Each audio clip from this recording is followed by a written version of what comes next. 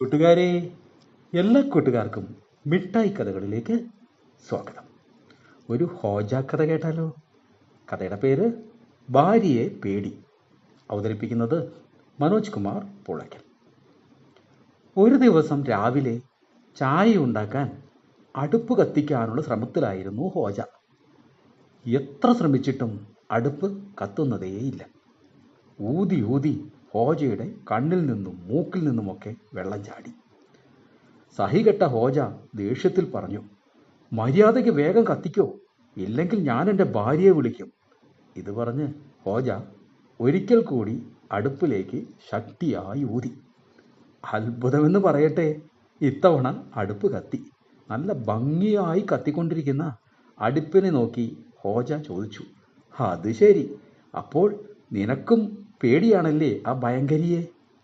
കൂട്ടുകാർക്ക് ഹോജ കഥ ഇഷ്ടമായോ? എങ്കിൽ പുതിയൊരു കഥയുമായി നമുക്ക് നാളെ കാണാം. എല്ലാവർക്കും നല്ലൊരു ദിനം ആശംസിക്കുന്നു. Story uncle.